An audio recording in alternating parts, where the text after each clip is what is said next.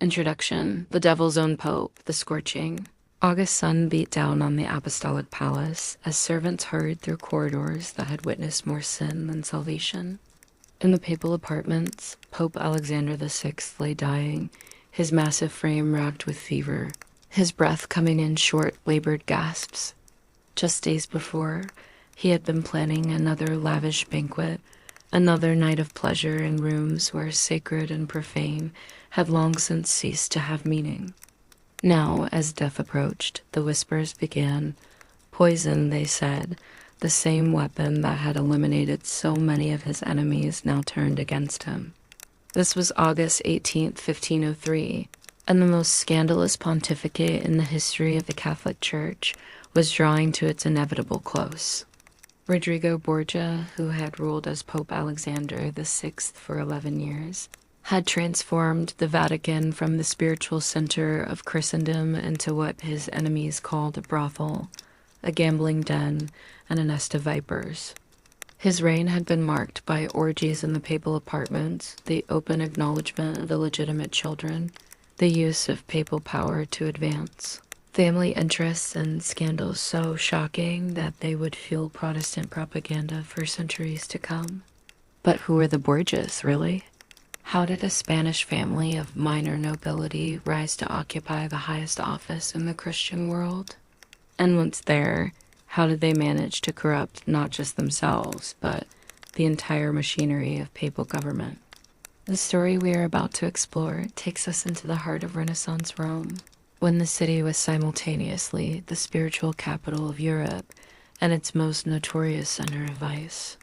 The name Borgia, originally Borgia in Spanish, would become synonymous with everything dark and corrupt about power. Yet the family's story is not simply one of moral degradation. It is a tale of remarkable political skill, of individuals who understood that in the complex world of Renaissance politics, sexuality could be as powerful a weapon as armies or gold. The Borgias didn't simply succumb to temptation. They weaponized it, turning the papal court into an instrument of seduction that served their political ambitions. To understand the Borgias, we must first understand the world they inhabited. Renaissance Rome in the late 15th, early 16th centuries was a city of stark contradictions. It was the seat of papal power, where pilgrims came from across Europe to venerate relics and seek indulgences. Yet it was also a city of nearly 100,000 inhabitants, many of whom made their living from the church's presence in ways that had little to do with spirituality. Cardinals maintained lavish households staffed by beautiful young men and women. Courtesans operated openly, their services available to clerics and laymen alike. The sale of church offices, the granting of dispensations, and the manipulation of canon law had created a system where everything was for sale, including salvation itself. Into this world came the Borgias, a family that would push the boundaries of papal corruption beyond anything previously imagined. Alexander VI would be the first pope to openly acknowledge his children, to seat his mistress at papal ceremonies, and to use church resources to fund military campaigns for his illegitimate sons. His daughter Lucrezia would become the most talked about woman in Europe, her marriages and affairs the subject of diplomatic correspondence and popular gossip. His son Cesare would abandon the cardinalate to become a military commander, inspiring Machiavelli's The Prince while terrorizing the Italian peninsula. The question that has fascinated historians for 5 centuries is whether the Borgias were uniquely corrupt, or simply more open about corruption that was endemic to the Renaissance Church. Certainly, they were not the first papal family to use church resources for personal gain. The practice of nepotism was well established long before the Borgias arrived in Rome, nor were they the first to blur the lines between sacred and secular power. What made them different was the scale and openness of their activities, their apparent indifference to scandal, and their skill at turning vice into political advantage. The evidence for Borgia corruption comes from multiple sources, some more reliable than others. Contemporary chroniclers like Johannes Burchard Alexander VI, the papal master of ceremonies, provided detailed accounts of Vatican life that are remarkably candid about papal behavior. Diplomatic correspondence from various European courts offers outside perspectives on Borgia activities. Church records document the sale of offices, the granting of dispensations, and the financial arrangements that funded the family's ambitions, but we must also be careful about the sources of our information.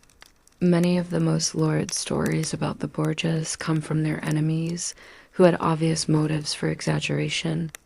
The Protestant Reformation, which began just 14 years after Alexander VI's death, found in the Borgias perfect examples of Catholic corruption. Later Catholic historians, eager to distance the Church from its embarrassing past, sometimes accepted these hostile accounts uncritically. Modern scholarship has attempted to separate fact from fiction in the Borgia story, and the results are complex. While many of the most sensational allegations cannot be proven, enough documented corruption remains to justify the family's notorious reputation. Alexander VI did openly maintain mistresses and acknowledge illegitimate children. He did sell church offices on an unprecedented scale. He did use papal armies to carve out territories for his children. He did hold elaborate parties in the papal apartments that shocked even the tolerant society of Renaissance Rome. The fascination with the Borgias extends beyond mere historical curiosity. Their story illuminates the eternal tension between power and morality, between human desire and institutional responsibility.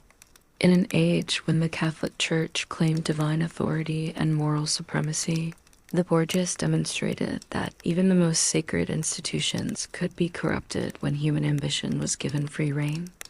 As we begin our journey into the world of the Borgia Pope and his infamous family, we will encounter characters who seem almost too scandalous for fiction.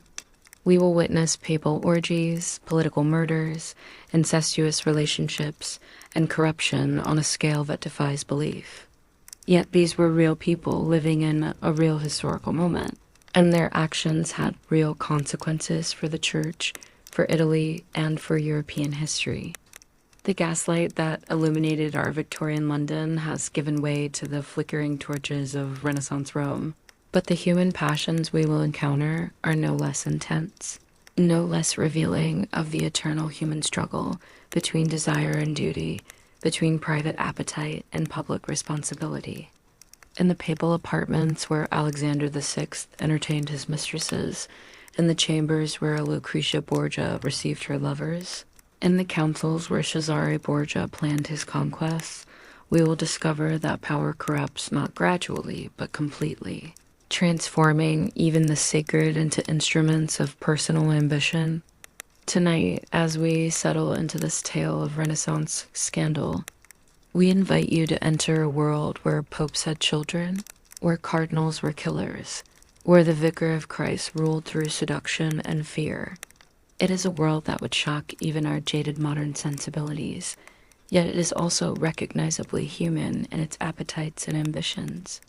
The Borgias may have lived 5 centuries ago, but their story speaks to eternal truths about power, family, and the price of absolute authority. In their rise and fall, we see reflected our own capacity for both greatness and corruption, our own eternal struggle between the angels and demons of human nature. The rise of Rodrigo Borgia, from Spanish cardinal to papal playboy in the dusty Spanish town of Zativa. In the kingdom of Valencia, a child was born in 1431 who would grow up to scandalize all of Christendom. Rodrigo de Borgia, the name would later be Italianized to Borgia, entered the world during a time of profound change in the Catholic Church. The Great Western Schism had only recently ended. The authority of the papacy was still recovering from decades of division, and the Renaissance was beginning to transform European culture. Into this turbulent world came a boy whose intelligence, ambition, and appetite for pleasure would eventually carry him to the throne of St. Peter itself. Rodrigo's early years gave little hint of the scandal that would surround his later life. His father, Jaffer Lankal I Escriva, was a minor landowner of respectable but not noble status. His mother, Isabel de Borgia, came from a family that had produced one significant ecclesiastical figure, her brother Alfonso, who would become Pope Calixtus III in 1455. This family connection would prove to be the key that unlocked doors throughout Rodrigo's career, demonstrating from the beginning how nepotism and family loyalty would shape his approach to power. When Alfonso de Borgia ascended to the papal throne as Calixtus III, he immediately began advancing the interests of his Spanish relatives. This practice, known as nepotism, was common among Renaissance popes, but Calixtus pursued it with particular enthusiasm. Within months of his election, he had arranged for 18-year-old Rodrigo to be made a cardinal deacon, one of the youngest men ever to receive the red hat. Rodrigo's elevation to the cardinalate in 1456 brought him to Rome at a crucial moment in the city's history. The papacy was consolidating its power after the chaos of the previous century, and the Renaissance was transforming Rome from a provincial Italian city into the magnificent capital of the Catholic world. For a young, ambitious, and remarkably handsome Spaniard, the opportunities seemed limitless. From the beginning, Cardinal Rodrigo Borgia showed little interest in the spiritual aspects of his vocation. Instead, he immersed himself in the complex world of Roman politics, displaying a natural talent for the arts of persuasion, negotiation, and manipulation that would serve him throughout his career. He was appointed to numerous important positions: Vice-Chancellor of the Holy See, administrator of several rich benefices, papal legate to various courts, each bringing wealth, prestige, and opportunities for advancement. But it was his personal life that began to attract attention and gossip. Unlike many of his contemporary cardinals, who maintained at least a facade of celibacy, Rodrigo made little effort to conceal his sexual activities. By his early 30s, he was openly maintaining a relationship with Venanza de Catanei, a beautiful Roman woman who would become the mother of his most famous children. This relationship, conducted with a boldness that shocked even the tolerant Roman court, established a pattern that would characterize his entire career. Venanza de Catanei was no casual mistress, but rather what the Italians called a donna di palazzo, a woman of the palace who occupied an almost official position in a cardinal's household. Born around 1442, she came from a family of tavern keepers that possessed both beauty and intelligence that lifted her far above her humble origins. Contemporary accounts describe her as blonde, voluptuous, and possessed of a natural grace that made her equally comfortable in a cardinal's palace or at a papal ceremony. The relationship between Cardinal Borgia and Venanza was remarkably stable by the standards of the time. Between 1474 and 1482, she bore him 4 children who would later play crucial roles in the Borgia story: Cesare, Juan, Lucrezia, and Joffer. Rather than hiding these children or farming them out to distant relatives, Rodrigo openly acknowledged them, provided for their education and advancement, and made them central to his political plans. This openness about his family situation was revolutionary in the context of church politics.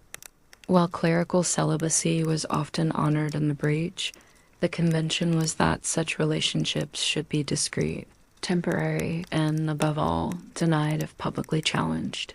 Cardinal Borgia's frank acknowledgement of his children and his continued relationship with their mother represented a new level of brazenness that both shocked and fascinated Roman society.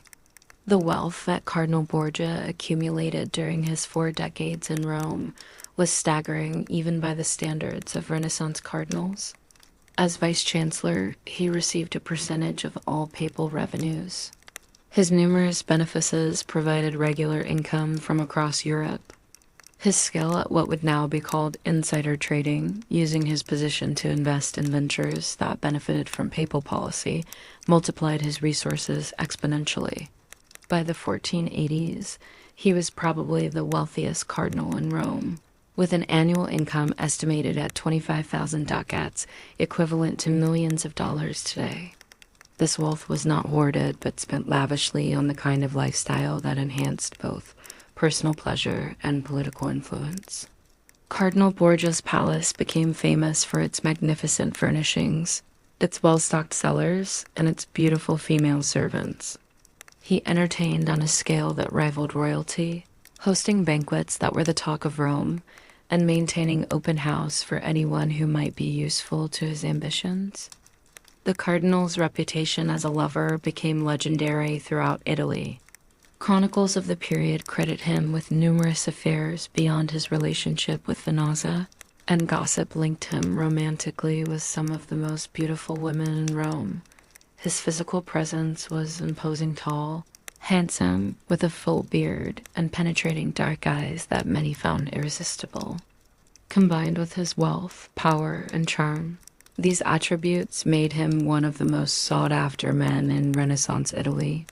More troubling were the allegations that began to circulate about the cardinal's methods of eliminating rivals and inconvenient partners.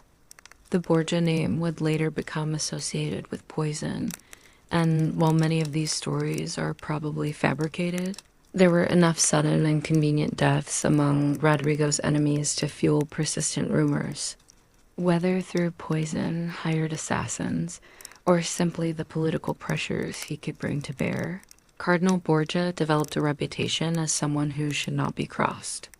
The election of Pope Innocent VIII in 1484 provided Cardinal Borgia with new opportunities to demonstrate his political skills.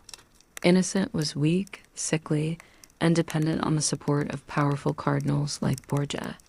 In exchange for his backing, Borgia obtained even more lucrative positions and greater freedom to pursue his personal interests. It was during Innocent's pontificate that Borgia began openly planning for his own eventual election to the papal throne. The death of Pope Innocent VIII in July 1492 created the opportunity that Cardinal Borgia had been preparing for throughout his career. A conclave that gathered to elect the new pope was deeply divided between French and Italian factions, creating perfect conditions for a skilled politician to maneuver between competing interests. Borgia possessed several crucial advantages. He was neither French nor Italian, which made him acceptable to both sides. He had vast experience in papal administration, and most importantly, he had the wealth to buy whatever votes his diplomatic skills could not secure. The papal election of August 1492 was one of the most corrupt in church history. Cardinal Borgia systematically purchased the votes of his colleagues through a combination of gold, benefices, and political promises. The exact details remain disputed, but contemporary sources suggest that he spent enormous sums. Some estimates suggest the equivalent of millions of modern dollars to secure his election. Cardinals received chests of silver, promises of lucrative appointments, and in some cases, the sexual services of beautiful women. When the white smoke finally rose from the Sistine Chapel on August 11, 1492, Rodrigo Borgia had achieved his life's ambition. Taking the name Alexander VI, perhaps in homage to Alexander the Great, whose conquests he may have hoped to emulate, he ascended to the throne of St. Peter at the age of 61. His first act as pope was characteristic. He immediately appointed his son Cesare as Archbishop of Valencia, demonstrating that papal authority would be used primarily to advance family interests. The new pope's inauguration was a spectacle of magnificence that set the tone for his entire pontificate. The ceremony cost more than any previous papal coronation, featuring elaborate processions, sumptuous banquets, and entertainment that pushed the boundaries of what was appropriate for a religious occasion. Foreign ambassadors reported back to their courts that the new pope seemed more interested in worldly pleasure than spiritual matters, a judgment that would prove prophetic. Alexander Vai's early actions as pope confirmed the worst fears of those who had opposed his election. Within weeks, he had installed Vannazza de Catenay in a palace near the Vatican, effectively making his former mistress an unofficial member of the papal household. He began openly planning advantageous marriages for his children, using papal diplomatic resources to negotiate alliances that would benefit the Borgia family rather than the church. More shocking still was the Pope's quick establishment of a new romantic relationship. While maintaining cordial relations with Venazia, who had grown middle-aged and less attractive, Alexander VI began pursuing Giulia Farnese, a stunning young woman who was already married to one of his supporters. This relationship, conducted with even less discretion than his previous affairs, would scandalize Rome and provide his enemies with ammunition that they would use for years to come. The transformation of Cardinal Borgia into Pope Alexander VI was more than a simple change of title.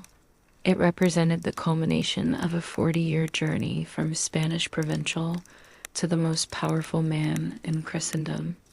Along the way, he had demonstrated that talent, ambition, and careful political maneuvering could overcome almost any obstacle, including the supposedly sacred requirements of clerical celibacy and spiritual devotion.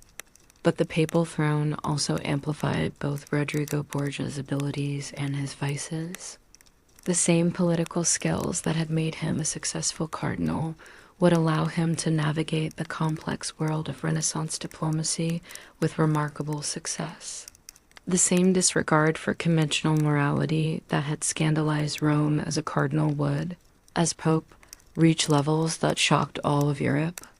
The same family loyalty that had driven his rise to power would lead to policies that subordinated the interests of the universal church to the advancement of the Borgia dynasty. As Alexander VI settled into the papal apartments and began the process of transforming the Vatican into an instrument of family ambition, the stage was set for one of the most extraordinary and scandalous periods in the history of the Catholic Church.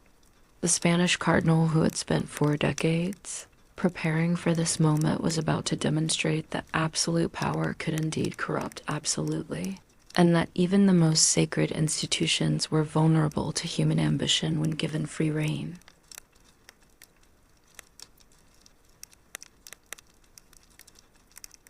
Meet the Women of the Pope. This is a series about the mistresses, courtesans, and sacred seductresses who wielded power in the Catholic Church. The year is 1492, and the papacy of Alexander VI is in full swing. Where previous popes had discreetly managed their mistresses and kept their households under control, Alexander is doing things differently. He's giving them prominent roles in his court. Everyone in Rome knows that the Vatican is now a place where women have power. The most powerful woman in the papal court is Venazia de Catenay, the Pope's long-term mistress and the mother of his 4 children. She's now 50 years old and no longer sexually active with the Pope. Instead, they have a business-like relationship. She owns several inns and taverns in Rome, which serve as convenient meeting places for people seeking papal favors. And she makes money by brokering introductions to influential men. But the woman who truly shocks Rome is Giulia Farnese, known as La Bella, or the Beautiful One. She's only 20 years old and already married to a Roman nobleman, but the Pope has taken her as his mistress and is lavishing her with gifts and palaces. She's a true femme fatale, a symbol of female power in a man's world. To hear more about the women of the Pope, stay tuned. The recruitment of these women was handled through a sophisticated network that extended throughout Italy and beyond. Maidens in major cities were paid to identify and recruit beautiful young women for papal service. Convents were raided for attractive nuns who were transferred to Vatican service. Wealthy families offered their daughters services in exchange for political favors. The papal court became, in effect, a magnet for every beautiful woman in Italy who sought to improve her circumstances through the exercise of sexual attraction. The daily routine of the papal apartments reflected this feminized environment, where previous popes had begun their days with private masses and theological consultations. Alexander V typically started with intimate breakfasts shared with whichever woman had spent the night in his bed.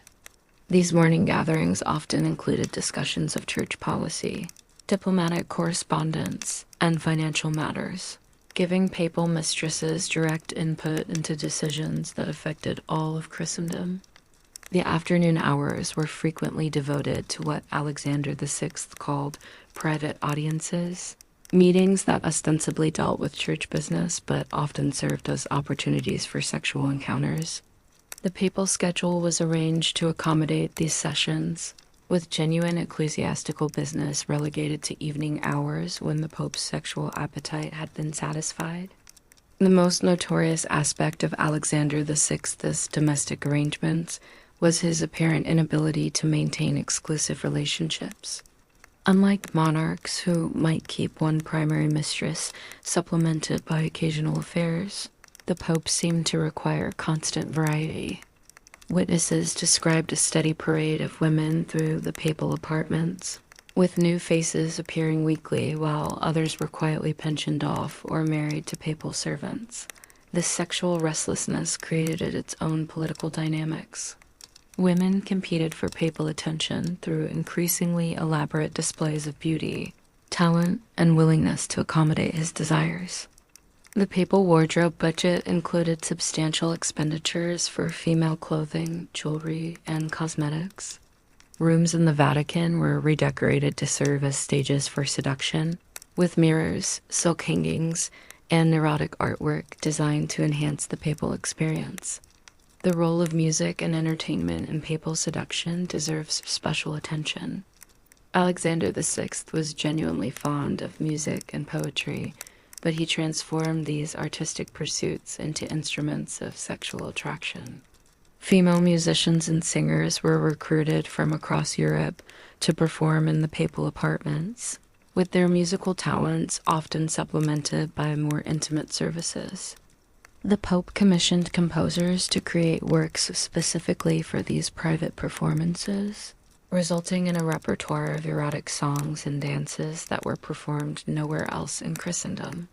The Spanish element of papal sexuality reflected Alexander VI's continuing connection to his homeland. He showed a marked preference for Spanish women, whom he claimed possessed a passion and skill in sexual matters that surpassed their Italian counterparts. Spanish madams operated establishments in Rome specifically to cater to papal preferences, and Spanish women were granted preferential treatment in papal service. This cultural chauvinism added another layer of scandal to papal behavior, as Romans resented being told that their women were inferior to foreign alternatives. The economic impact of papal sexuality was substantial. The Vatican treasury, which should have been devoted to church administration and charitable works, was increasingly diverted to support the Pope's domestic arrangements. Papal account books from the period show enormous expenditures for female clothing, jewelry, and entertainment.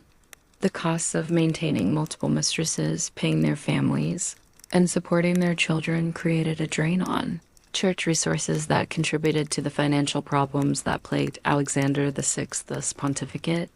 International reaction to papal sexual behavior was swift and harsh. Foreign ambassadors reported back to their courts with barely concealed shock about what they witnessed in Rome. The French ambassador wrote that the Pope lives more like a Turkish sultan than a Christian pontiff. The Venetian envoy described papal banquets where the entertainment would shame a brothel. These reports circulated throughout European courts, damaging papal prestige and providing ammunition for those who questioned church authority. The most serious diplomatic consequences arose from Alexander VI's habit of mixing sexuality with statecraft.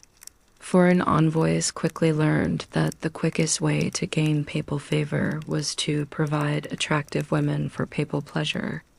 This led to a grotesque form of diplomatic prostitution, where European courts competed to offer the most beautiful women in exchange for papal support. The practice degraded both the papacy and international diplomacy, turning sacred and secular politics into branches of the sex trade. The reaction of the College of Cardinals to papal sexual behavior was complex and revealing. Older cardinals, who remembered previous pontificates, were genuinely shocked by Alexander VI's openness about his sexual activities. Younger cardinals, particularly those from wealthy Italian families, were more tolerant and in some cases participated in papal debauchery. A few cardinals, particularly those with reform sympathies, attempted to challenge papal behavior but were quickly silenced through a combination of threats and bribes. The most tragic aspect of papal sexuality was its impact on genuine religious devotion within the Church. Priests and bishops who had entered religious life with sincere, spiritual motivations found themselves serving a pontiff whose primary interests seemed to be wealth, power, and sexual pleasure. Many left church service in disgust, while others adapted by becoming increasingly cynical about religious values.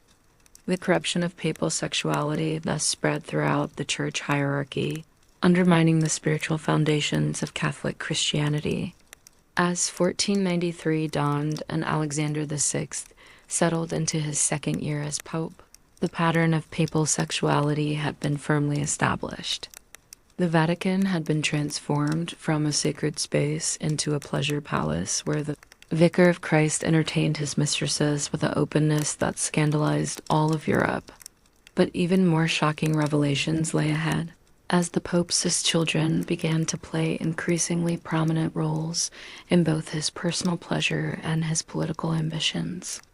The papal court that Alexander VI had created was about to witness events that would make his sexual relationships seem almost innocent by comparison. The women who populated the papal court during these early years of Alexander VI's reign were more than mere sexual objects or passive victims of papal lust. Many of them were intelligent, ambitious individuals who recognized the opportunities that papal favor could provide. They created their own networks of influence, advanced their family's interests, and in some cases accumulated substantial wealth and power. In transforming the Vatican into a space where women could exercise influence through sexuality, Alexander VI inadvertently created new forms of female agency that would have been impossible in more conventional religious or political settings. Yet the ultimate price of this sexual revolution was paid not by the Pope or his mistresses, but by the Catholic Church itself. The scandals of Alexander VI's court provided Protestant reformers with perfect examples of Catholic corruption and strengthened arguments for religious reform. The sexualization of papal authority undermined the moral foundation of church teaching and made it increasingly difficult for Catholics to view their spiritual leaders as worthy of respect or obedience. In pursuing his personal pleasure with such flagrant disregard for conventional morality, Alexander VI was not merely satisfying his own desires, but fundamentally altering the relationship between the papacy and the Christian world. The Borgia children, Cesare, Lucrezia, and the fruits of papal sin. The transformation of papal bastards into legitimate players on the European stage represented perhaps Alexander VI's most revolutionary achievement. Where previous popes had discreetly supported their illegitimate offspring from behind closed doors, the Borgia Pope openly proclaimed his children as princes and princesses, lavishing upon them titles, wealth, and political power that rivaled those of legitimate royal families. By 1494, it had become clear that the papal court was not merely a center of religious authority, but the headquarters of a dynastic enterprise, designed to establish the Borgia family among Europe's ruling houses. Cesare Borgia, born in 1475 and acknowledged as the Pope's eldest son, embodied both the promise and the corruption of his father's ambitions. Strikingly handsome with dark hair, penetrating eyes, and an athletic build that impressed all who met him, Cesare possessed the physical presence that Renaissance culture associated with natural leadership. More importantly, He had inherited his father's intelligence, political instincts, and utter ruthlessness in pursuing his goals. From early childhood, it was clear that Cesare was being groomed for greatness, though the exact nature of that greatness would evolve dramatically as circumstances changed. Alexander VI's initial plan for Cesare followed conventional patterns for papal nephews and sons. At the age of 15, the boy was made a cardinal, receiving the red hat despite his obvious lack of religious vocation. The appointment shocked even Romans accustomed to papal nepotism, as Cesare's youth and secular interests made a mockery of the cardinalate's supposed spiritual requirements. Foreign observers noted that the new cardinal seemed more interested in military exercises and hunting than in theological studies or religious ceremonies. The young Cardinal Cesare quickly established himself as one of the most colorful figures in Renaissance Rome. His household rivaled his father's image. Magnificence featuring sumptuous furnishings, elaborate entertainments, and a steady parade of beautiful women who seemed attracted to his combination of power, wealth, and dangerous charisma. Unlike his father, who maintained long-term relationships with particular mistresses, Cesare appeared to view sexual conquest as a form of sport, pursuing married women, courtesans, and occasionally other men's wives with an audacity that shocked even tolerant Romans. The most scandalous aspect of Cesare's early sexual career was his apparent lack of discrimination regarding his partner's social status or marital condition. He seduced the wives of fellow cardinals, pursued the daughters of prominent Roman families, and allegedly forced himself upon women who were unwilling to accept his advances. These activities created numerous enemies, but also enhanced his reputation as a man who took whatever he wanted without regard for conventional restrictions. Juan Borgia, Duke of Gandia, represented a different aspect of papal ambition. Born in 1476, Juan was originally intended for a military career that would allow him to carve out secular territories for the Borgia family. Less intellectually gifted than Cesare, but possessed of considerable charm and physical courage, Juan became his father's favorite son and the recipient of the most lavish paternal attention. The Pope arranged for Juan to marry Maria Enriquez, a Spanish noblewoman whose family connections could enhance Borgia prestige in both Spain and Italy. The relationship between Cesare and Juan quickly developed into a sibling rivalry that would have tragic consequences. Both young men competed for their father's favor, for the attention of beautiful women, and for primacy in family plans. Contemporary observers noted that their competition extended beyond politics to include sexual conquest, with each brother attempting to seduce women who had been associated with the other. This rivalry was encouraged by Alexander VI, who seemed to believe that competition between his sons would strengthen both of them. The papal daughter who would become most famous was Lucrezia Borgia, born in 1480 when her father was still a cardinal. From early childhood, it was clear that Lucrezia possessed an extraordinary combination of beauty, intelligence, and political instincts that would make her invaluable to family ambitions. Contemporary accounts describe her as blonde, graceful, and possessed of a natural dignity that impressed even hostile observers. More importantly, she demonstrated an early understanding of how feminine charm could be weaponized for political purposes. Alexander VI's relationship with Lucrezia was intensely affectionate but also coldly calculating. He clearly loved his daughter and took pleasure in her company, but he also viewed her as his most valuable political asset. Her beauty, education, and family connections made her an ideal candidate for strategic marriages that could advance Borgia interests throughout Europe. From the time she reached adolescence, her father began planning a series of marriages that would maximize her utility to the family cause. The education provided to the Borgia children reflected their father's ambitious plans for their futures. All received instruction in classical languages, literature, history, and the arts of diplomacy that would serve them in their political careers. but they also received more practical education in the skills that would help them survive and prosper in the dangerous world of Renaissance politics: the ability to detect poison, the techniques of seduction and manipulation, and the arts of war that were becoming increasingly important in Italian politics. The most persistent and damaging rumors surrounding the Borgia family concerned alleged incestuous relationships among its members.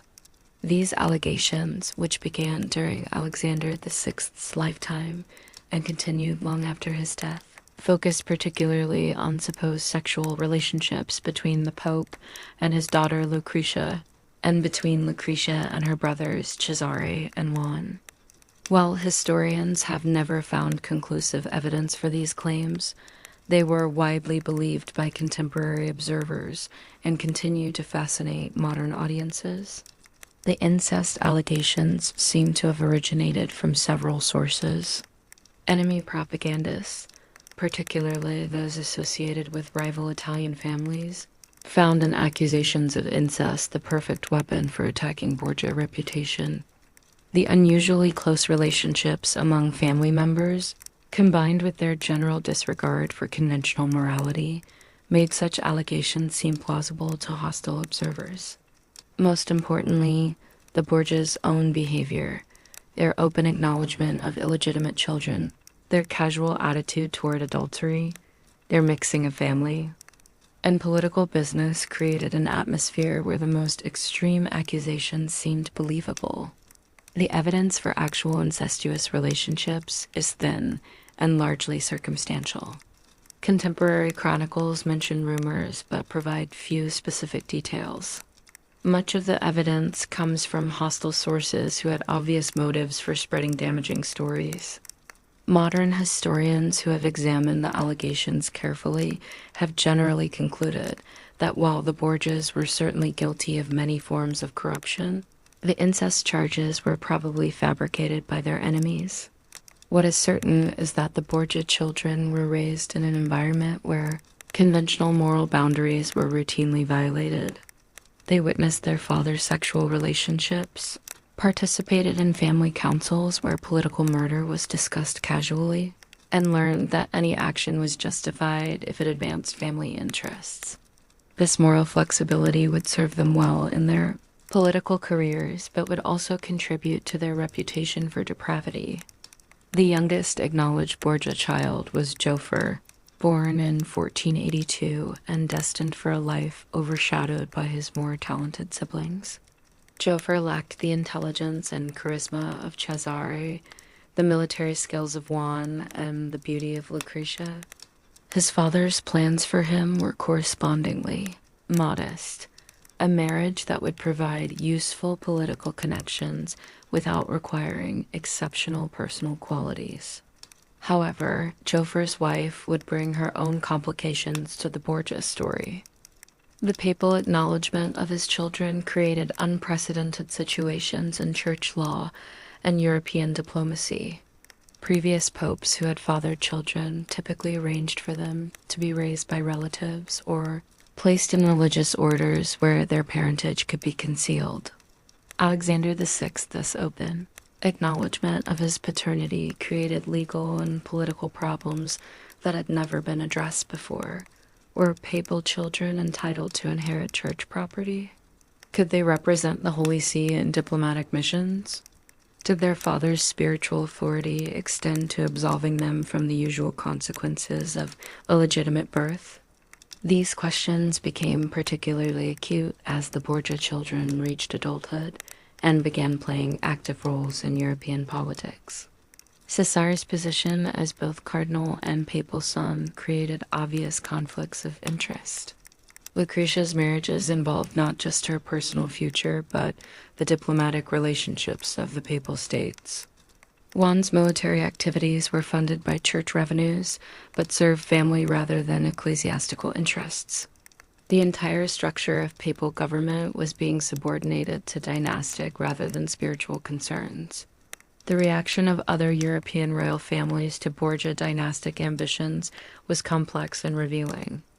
Some rulers, particularly those who needed papal support for their own projects, were willing to overlook the family's irregular origins in exchange for political advantages. Others, especially those with strong religious traditions or rival territorial ambitions, used Borgia illegitimacy as grounds for rejecting papal authority. The Borgias' success in establishing themselves as legitimate players in European politics, despite their scandalous origins, demonstrated both the flexibility of Renaissance political culture and the continuing power of papal authority. The financial cost of supporting papal children in royal style was enormous and contributed significantly to the corruption that characterized Alexander VI's pontificate.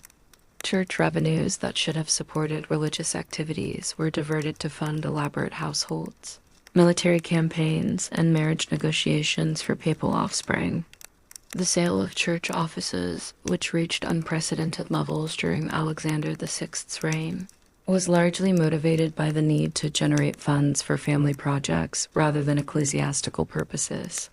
The transformation of the Vatican into a family business had profound implications for Catholic Christianity. Priests and bishops throughout Europe found themselves serving a church whose head was more concerned with advancing his children as interests than with spiritual leadership. The gap between Christian teaching and papal practice became so wide that it undermined the moral authority of the entire ecclesiastical hierarchy. Reformers within the church began calling for fundamental changes that would eventually contribute to the Protestant Reformation. As 1495 dawned and the Borgia children began to reach their political maturity, the stage was set for even greater scandals. Cesare's restlessness with his ecclesiastical career would soon lead to decisions that shocked all of Europe. Lucrezia's first marriage would reveal the ruthless methods the family employed to advance their interests. Juan's military ambitions would bring him into conflict with powerful enemies, who would not hesitate to strike at the Borgia family through its most vulnerable members. The papal children who had been raised in the luxury and moral flexibility of Alexander VI's court were about to discover that their extraordinary privileges came with equally extraordinary dangers. In the violent world of Renaissance Italian politics, papal protection could not guarantee survival, and the very prominence that their father had given them would make them targets for those who sought to strike at Borgia power. The fruits of papal sin were about to ripen into a harvest of violence, betrayal, and tragedy that would echo through the centuries. Lucrezia's scandalous marriages, pawns in the game of power, the marriage of Lucrezia, Borgia to Giovanni Sforza in June 1493, was celebrated with a magnificence that befitted the union of papal royalty with one of Italy's most powerful ducal families. The 13-year-old bride, resplendent in cloth of gold and adorned with jewels that had been purchased with church funds, represented the culmination of her father's dynastic ambitions. Yet, even as the wedding festivities filled the Vatican with music and laughter, the seeds of scandal and tragedy were already being sown. This first marriage would establish a pattern of political manipulation, sexual exploitation, and ruthless calculation that would characterize all of Lucrezia's subsequent unions. Giovanni Sforza, Lord of Pesaro and member of the powerful Milanese ducal family, was not Alexander VI's choice as a son-in-law. The Pope had initially negotiated more advantageous matches for his daughter, but the rapidly shifting alliances of Italian politics had made those arrangements impossible. Sforza represented a compromise wealthy enough to provide appropriate status for a papal daughter, but not so powerful as to overshadow Borgia interests. What Alexander VI could not have anticipated was how quickly political circumstances would make this alliance not merely inconvenient, but actively dangerous to his family's ambitions. The wedding ceremony itself was a spectacle that shocked even worldly Romans with its mixture of sacred ritual and secular excess. The ceremony was performed in the papal apartments rather than in a church, with Alexander VI himself presiding over the nuptials of his own daughter. The guest list included cardinals, ambassadors, and the most prominent members of Roman society, all of whom were treated to entertainments that pushed the boundaries of what was appropriate for a religious occasion. Contemporary accounts of the wedding festivities reveal the extent to which papal events had become indistinguishable from secular celebrations. The dancing continued until dawn, with the Pope himself participating in the revelries with an enthusiasm that scandalized foreign observers.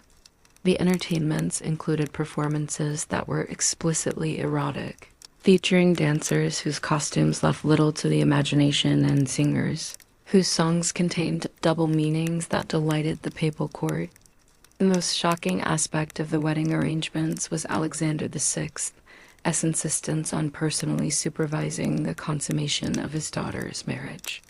According to Johannes Burchard, the papal master of ceremonies, the Pope insisted on examining the bedsheets after the wedding night to verify that the marriage had been properly consummated.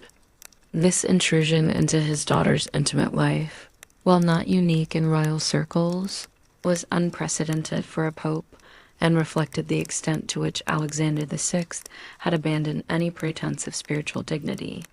For Lucrezia, the transition from papal princess to married woman was difficult and traumatic.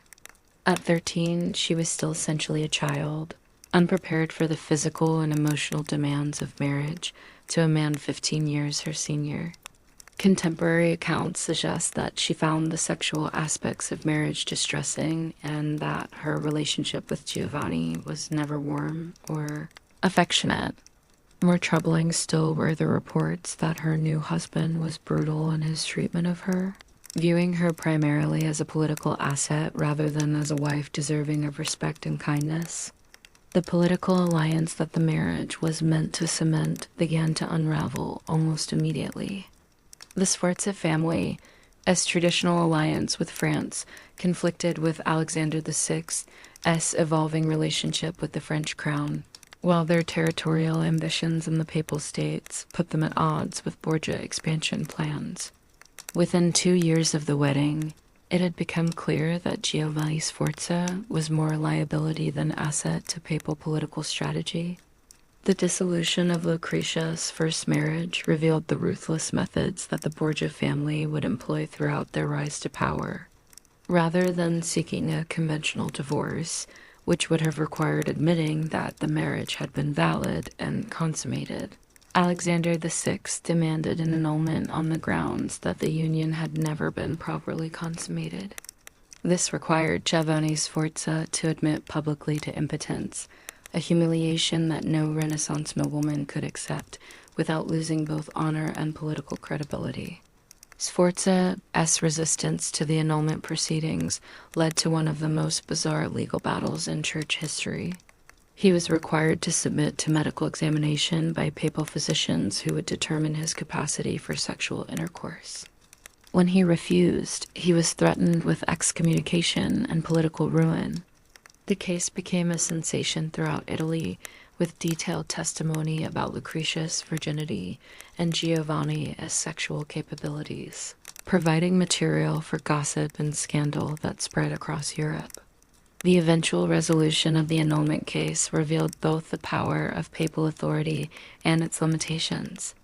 Giovanni Sforza eventually agreed to the annulment in exchange for the return of Lucrezia as dowry and guarantees of his personal safety. However, his public statements about the case, including his claim that the Pope wanted the marriage annulled so that he could enjoy his daughter sexually himself, created a scandal that would haunt the Borgia family for the rest of their lives.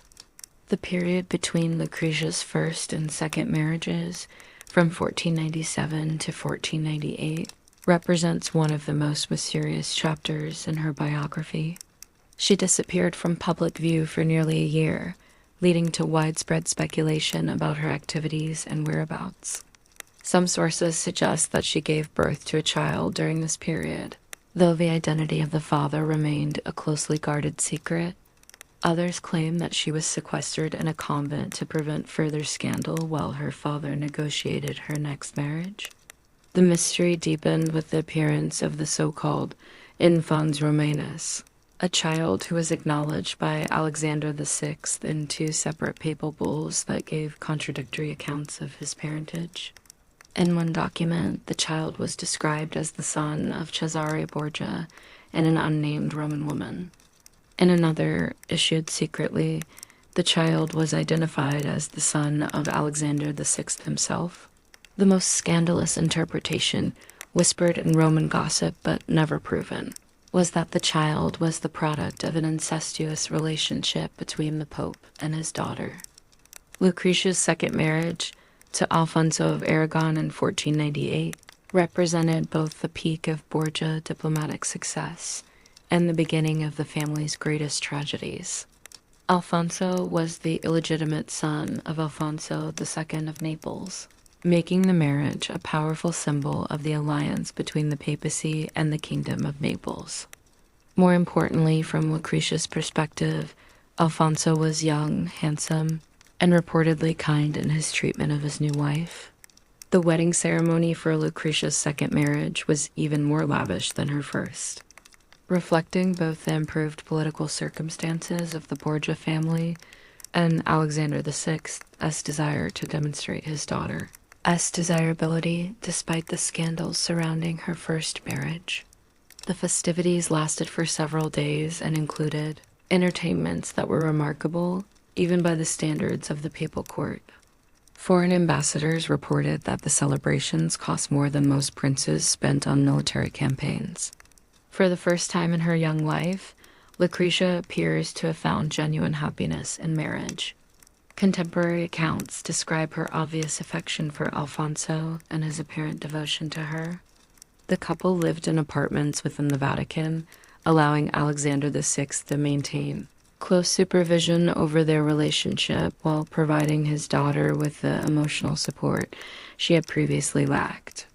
Their marriage produced a son, Rodrigo, whose birth was celebrated throughout the Papal States as evidence of continued Borgia dynastic success. However, the political circumstances that had made the Neapolitan alliance valuable were already changing in ways that would make Alfonso a liability rather than an asset. The invasion of Italy by French forces under Louis XII created new diplomatic pressures that required different alliances. Cesare Borgia's growing military ambitions put him in conflict with Neapolitan interests. Most ominously, the sibling rivalry between Cesare and Juan had evolved into open hostility that made any of Lucrezia's relationship's potential casualties of family conflict. The murder of Juan Borgia in June 1497 had fundamentally altered the dynamics of the Borgia family. With the Pope's favorite son dead allegedly at the hands of his own brother, the balance of power within the family shifted dramatically toward Cesare. Alexander VI, devastated by Juan's death, but unable to punish Cesare without destroying his remaining dynastic hopes, found himself increasingly dependent on his eldest son's political and military skills. This shift in family dynamics made Alfonso of Aragon's position increasingly precarious. As Cesare consolidated his power and moved away from his ecclesiastical career toward military command, he needed to eliminate potential rivals and inconvenient alliances. Alfonso's Neapolitan connections, his influence over Lucrezia, and his potential as a rallying point for anti-Borgia sentiment made him a natural target for Cesare's ruthless ambitions. The assassination of Alfonso of Aragon in July 1500 was carried out with a brutality that shocked even violence-hardened Romans. Alfonso was first attacked on the steps of St. Peter's Basilica by hired assassins who wounded him seriously but failed to kill him. He was taken to the papal apartments, where Lucrezia nursed him devotedly while Alexander VI provided round-the-clock guards to protect him from further attacks. Despite these precautions, Alfonso was eventually strangled in his sickbed by Micheletto Corella, Cesare's personal executioner, acting on direct orders from his master. Lucrezia's reaction to her husband's murder revealed both her genuine grief and her political sophistication. While she mourned Alfonso, deeply contemporary accounts describe her as inconsolable for weeks after his death. She also understood that public denunciations of Cesare would be both futile and dangerous. Instead, she withdrew from court life, rejected several immediate proposals for new marriages, and demonstrated through her dignified silence that she recognized the brutal realities of Borgia family politics. The negotiation of Lucrezia's third marriage revealed the extent to which her personal happiness had become subordinate to family political strategy. The ceremonies, conducted simultaneously in Rome and Ferrara, were the most magnificent of Alexander VI's pontificate. The bride's journey from Rome to Ferrara became a triumphal procession that demonstrated Borgia wealth and power to cities throughout central Italy. Once freed from direct family control, she revealed herself to be intelligent, capable, and surprisingly resilient. The use of women as diplomatic instruments and the ultimate fragility of power based on violence and corruption.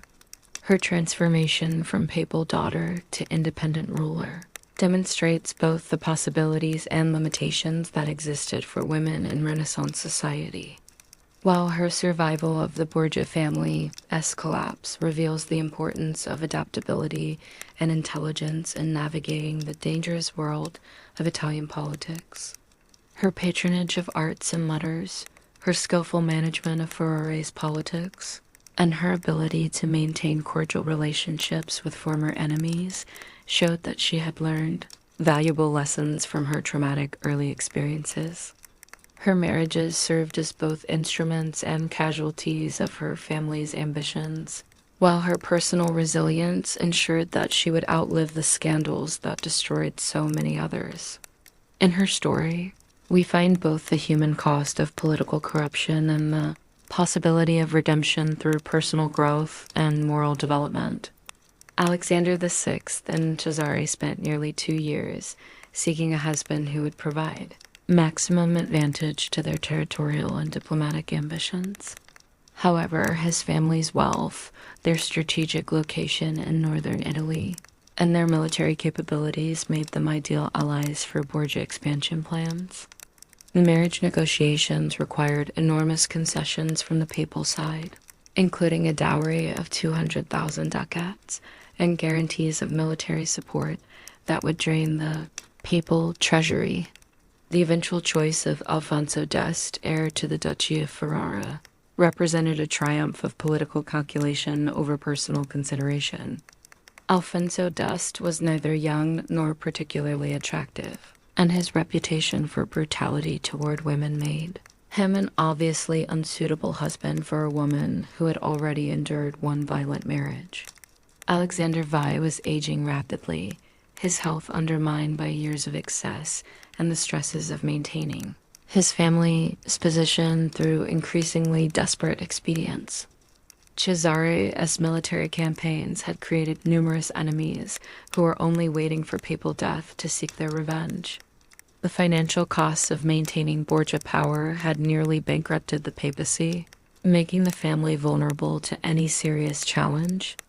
The wedding of Lucrezia and Alfonso d'Este in 1502 marked both the peak of Borgia power and the beginning of Lucrezia's transformation from political pawn to autonomous ruler. Yet, even as Lucrezia celebrated her third wedding, the foundations of Borgia power were beginning to crumble. Lucrezia's survival of these family catastrophes and her eventual success as Duchess of Ferrara demonstrated personal qualities that had been hidden during her years as a papal pawn. The story of Lucrezia Borgia's as marriages illuminates the broader themes of Renaissance, Italian politics, the subordination of personal happiness to political strategy. As we follow Lucrezia's journey from teenager bride to mature ruler, we see reflected the broader story of the Borgia family's rise and fall. The orgiastic Vatican, papal parties and sacred profanities, the Chestnut Festival of October 30th, 1501, would go down in history as perhaps the most scandalous evening ever witnessed within the sacred walls of the Vatican. What began as a private dinner party in the papal apartments evolved into an orgy of such explicit nature that even hardened Romans, accustomed to the excesses of Alexander VI's court, were shocked by the reports that filtered out from behind the palace walls. The detailed account preserved by Johannes Burchard, the papal master of ceremonies, provides us with an unprecedented glimpse into the complete moral collapse of the papal court during the height of Borgia power, and foreign visitors who happened to be in Rome on diplomatic business. The conversation was witty and sophisticated, with the courtesans demonstrating the educational refinement that distinguished them from common prostitutes. Music provided by professional musicians created an atmosphere of refined sensuality that, initially, maintained some pretense of respectability. The papal guests were encouraged to engage in sexual intercourse with the courtesans, while the other attendees watched and offered commentary. Multiple witnesses testified that Alexander VI was an active participant in the sexual competitions, despite being 71 years old at the time. His stamina and enthusiasm allegedly impressed even the professional courtesans, contributing to rumors about magical or medical enhancements to his sexual capabilities. The sight of the Supreme Pontiff engaging in group sexual activities while wearing his papal robes created images that would haunt the Catholic Church for centuries.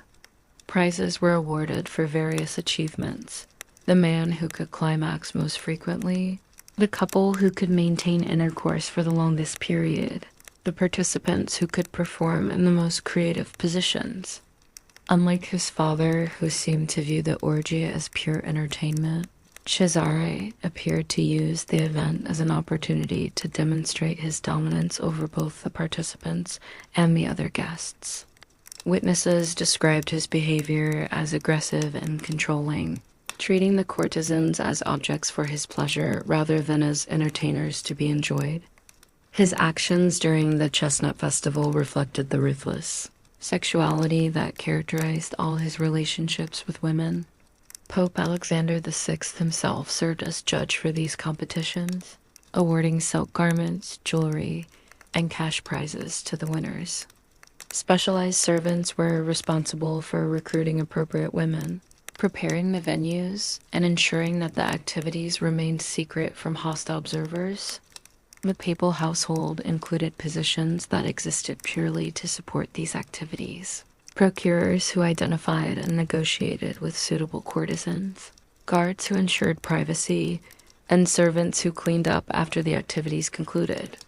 Foreign observers noted that the early hours of the party could have passed for an elegant social gathering in any European court.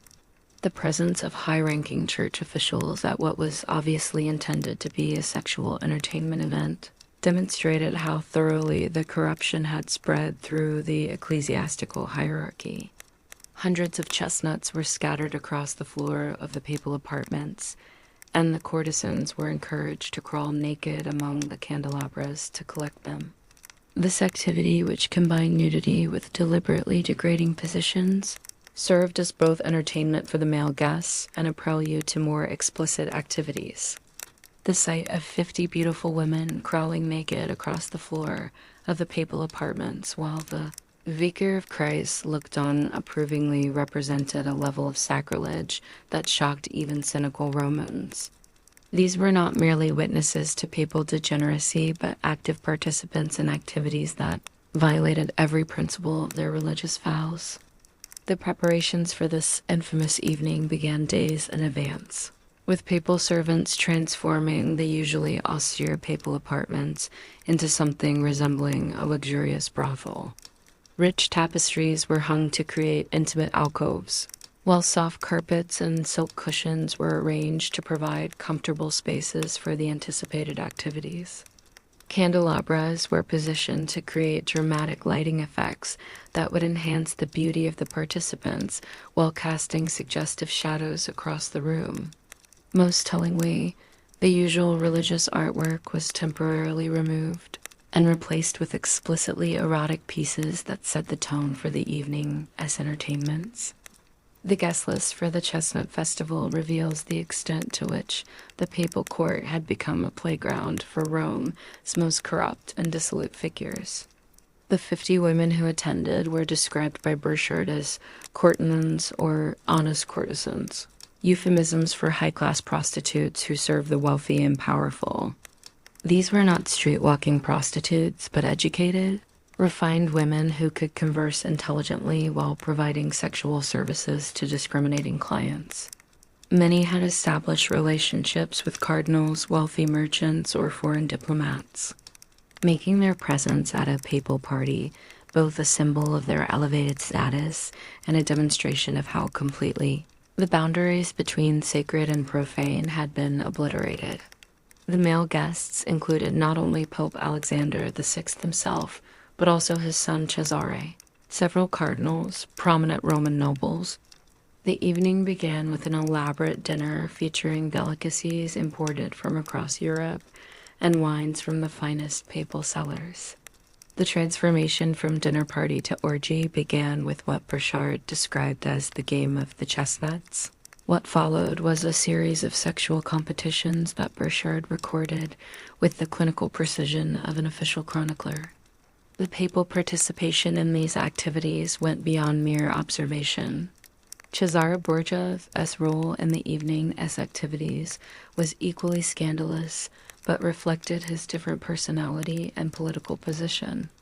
The logistics of organizing such events revealed the extent to which the papal court had developed systems for managing and facilitating sexual entertainment. The financial costs of papal orgies were substantial and represented a significant drain on church resources. The payments to courtesans, the costs of food and wine, the purchase of prizes and gifts, and the maintenance of facilities suitable for such entertainments required enormous expenditures.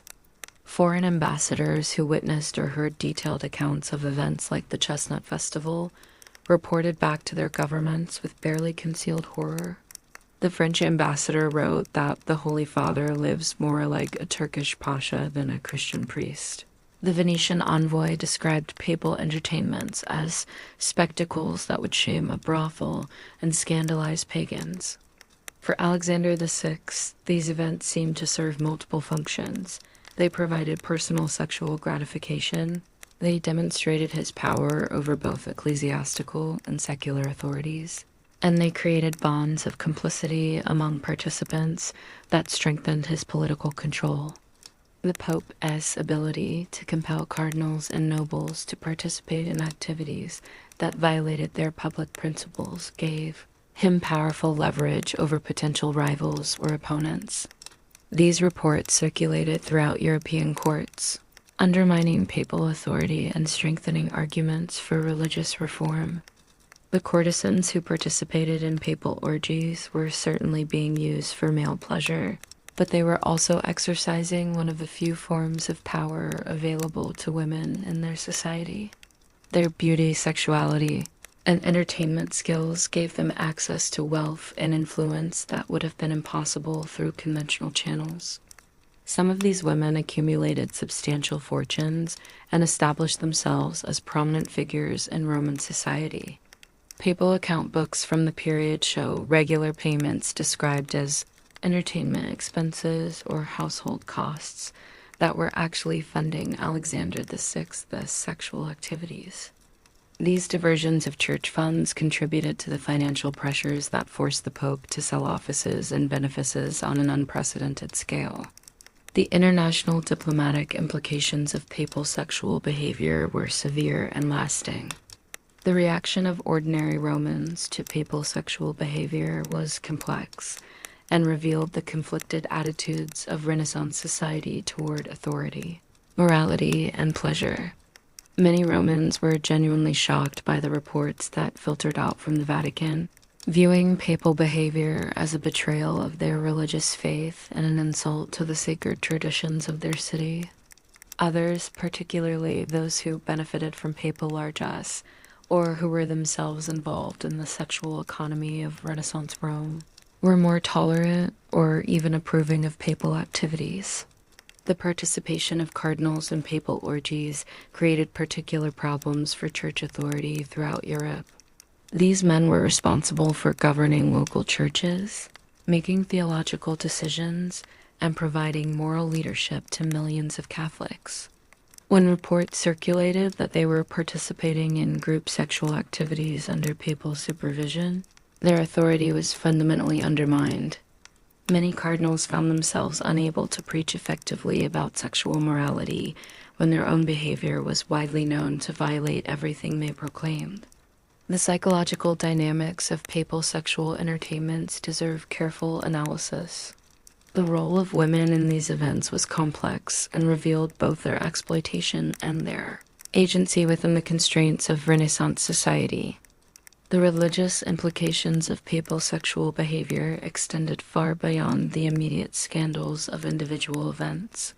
The sight of the Vicar of Christ engaging in activities that violated fundamental Christian teachings about sexuality, marriage, and clerical celibacy created a crisis of faith that affected Catholics throughout Europe. Many believers found it impossible to reconcile papal behavior with church teaching, leading to widespread cynicism about religious authority and growing support for reform movements.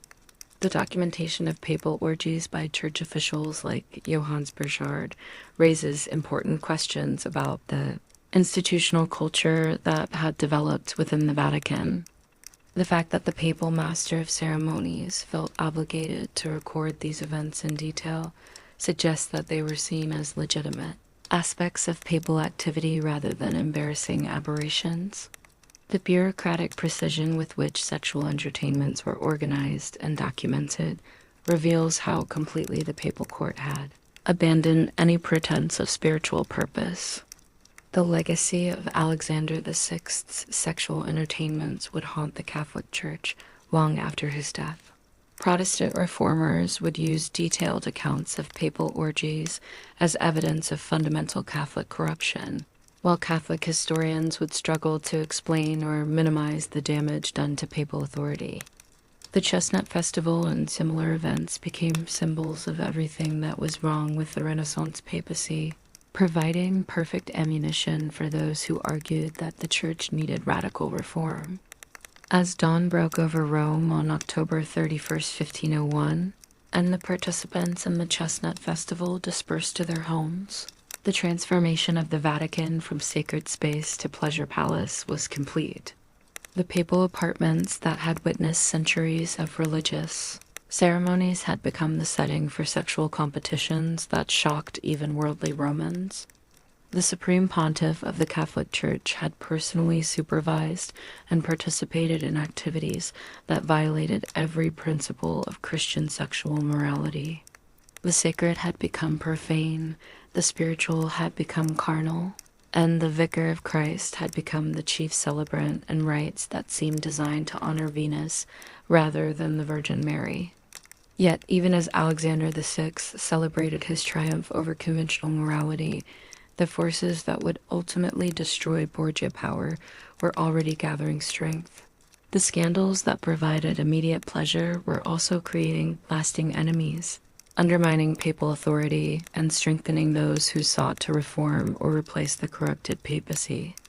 The same behavior that demonstrated Borgia power would ultimately contribute to their downfall, as European opinion turned decisively against a papal family that seemed to embody everything wrong with the Renaissance Church.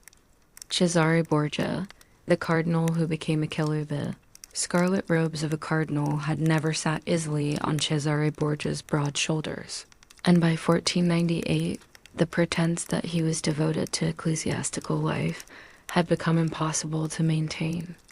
At 23, the Pope's eldest son possessed all the qualities that Renaissance culture associated with natural leadership: striking physical beauty, intellectual brilliance, ruthless ambition, and a capacity for violence that both fascinated and terrified his contemporaries. His decision to abandon the cardinalate and pursue a military career would transform him into one of the most feared figures in Italian politics, while providing Niccolò Machiavelli with the perfect model for the prince. The physical presence that commanded attention wherever Cesare appeared was remarked upon by everyone who met him. Standing over 6 feet tall in an age when most men were considerably shorter, He possessed the athletic build of a professional soldier combined with facial features that contemporaries described as perfectly proportioned. His dark hair and penetrating eyes, inherited from his Spanish father, gave him an exotic appeal in a society that prized beauty almost as much as power. More importantly, he carried himself with a natural authority that made lesser men instinctively defer to his presence, but it was Cesare's sexuality that made him truly legendary throughout Renaissance Italy. Unlike his father, whose appetite for women was primarily a matter of physical gratification, Cesare seemed to view sexual conquest as both an art form and a political weapon. He approached seduction with the same systematic planning that he brought to military campaigns, identifying targets, developing strategies, and pursuing his objectives with a persistence that few women could resist. His conquests ranged across the entire social spectrum, from servant girls to duchesses, and allegedly included both willing partners and those who submitted only under threat of violence.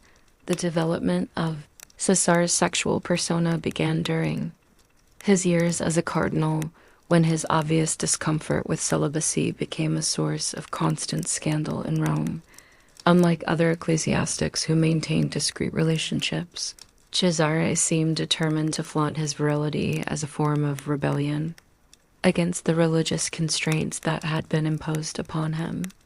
His cardinal's palace became known throughout Rome as a place where beautiful women were always welcome, where elaborate entertainments blurred the lines between social gathering and orgy, and where the supposed spiritual leader conducted himself more like a secular prince than a servant of the church.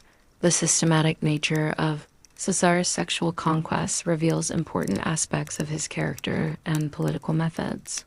He maintained detailed records of his encounters, noting not just the names and circumstances of his partners, but also their family connections, political affiliations, and potential usefulness to his ambitions.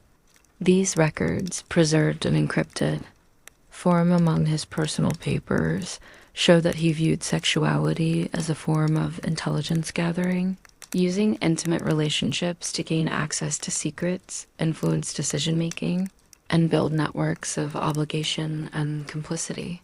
The techniques that Cesare employed in his seductions were as sophisticated as those he would later use in military campaigns. He studied his targets carefully, learning their preferences, vulnerabilities, and desires before making his approach. He used gifts, flattery, and promises of advancement to overcome initial resistance, while also making clear the potential consequences of rejection. His reputation for violence added an element of threat to even his most romantic overtures, creating a complex mixture of attraction and fear that many women found irresistible.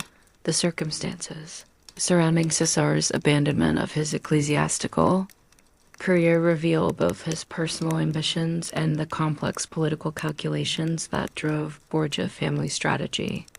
The murder of his brother Juan in 1497 had eliminated Alexander VI's preferred heir for secular leadership, creating an opportunity that Cesare was determined to seize. However, church law prohibited cardinals from leading armies or holding secular territories, making it necessary for Cesare to obtain papal dispensation from his religious vousa, favor that no pope had ever granted to his own son. The negotiations that led to Cesare's release from the cardinalate involved complex diplomatic arrangements with the French crown. King Louis XII needed papal support for his planned invasion of Italy, while Alexander VI required French backing for Cesare's territorial ambitions. The resulting agreement saw Cesare travel to France in 1498 as a papal legate carrying the annulment. That would allow Louis XII to marry Anne of Brittany, while secretly negotiating his own transformation from cardinal to duke. Cesare's journey to France was planned and executed with the theatrical flair that characterized all his major undertakings. He traveled with a retinue that included musicians, artists, scholars, and beautiful young men who served various functions. in his household. The procession was designed to impress everyone who witnessed it while also demonstrating Caesare's wealth, taste, and power. Contemporary accounts describe him stopping at various Italian courts along the way, where he was received with the honors due to a cardinal, while also being courted as a potential ally in his future secular role. The transformation that occurred during Cesare's French sojourn was both physical and psychological. He abandoned the scarlet robes of a cardinal for the black and gold clothing that would become his signature, symbolically shedding his religious identity in favor of a more martial persona. More significantly, he began to develop the reputation for systematic cruelty that would make him both feared and effective as a military commander. French courtiers who had initially viewed him as merely another Italian ecclesiastic seeking secular advancement quickly learned to regard him as a genuine threat to their own positions and safety. Cesare's arrival at the French court created a sensation that revealed both his remarkable personal magnetism and his sophisticated understanding of political theater. He traveled with a retinue of 100 men dressed in matching liveries, bringing gifts worth more than most princes. Annual revenues. His personal appearance clad in black velvet and gold, with a jeweled sword at his side, created exactly the impression of dangerous elegance that he sought to project. Most importantly, he brought with him papal dispensations that resolved several problems for French politics while demonstrating his value as an ally. The French court's reception of Cesare exceeded even his ambitious expectations. King Louis XII granted him the title of Duke of Valentinois, from which came his popular name, Il Valentino, provided him with a substantial pension, and arranged his marriage to Charlotte d'Albret, sister of the King of Navarre. This marriage, while primarily political, also served Cesare's personal interests by connecting him to one of France's most prominent noble families and providing him with a beautiful and intelligent wife who could serve his diplomatic purposes. Charlotte d'Albret represented a very different type of woman from those who typically attracted Cesare's attention. Where his usual partners were chosen primarily for their physical beauty or political connections, Charlotte possessed intellectual qualities that made her a genuine companion rather than merely a sexual object.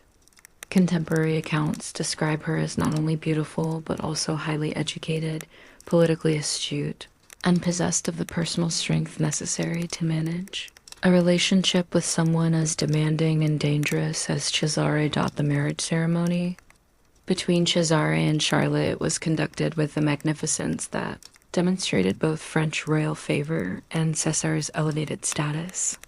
The festivities lasted for several days and included tournaments, banquets, and entertainments that showcased the cultural sophistication of the French court. For Cesare, the marriage represented not just a political alliance, but also his definitive transition from ecclesiastical to secular life. The ceremony was attended by French nobility who would become crucial allies in his future military campaigns. The marriage between Cesare and Charlotte was genuinely passionate, despite its political origins. Letters between them reveal an intimacy and mutual respect that was rare in arranged marriages of the period. Charlotte seemed to understand and accept Cesare's violent nature while providing him with emotional stability that moderated some of his more extreme impulses. Their relationship produced a daughter, Louise, who would later become an important figure in French court politics and would inherit some of her father's remarkable charisma and political instincts. However, Cesare's domestic happiness did not diminish his appetite for extramarital sexual adventures. His time in France was marked by numerous affairs with court ladies, actresses, and professional courtesans who were attracted to his combination of power, wealth, and dangerous reputation. These relationships were conducted with a sophistication that impressed even worldly French observers, who noted his ability to maintain multiple simultaneous affairs without creating serious conflicts among his partners, the psychological dynamics of Cesare's relationships with women reveal important aspects of his character that would influence all his subsequent political activities. He seemed to require constant validation of his sexual attractiveness and dominance, viewing each conquest as proof of his superiority over other men.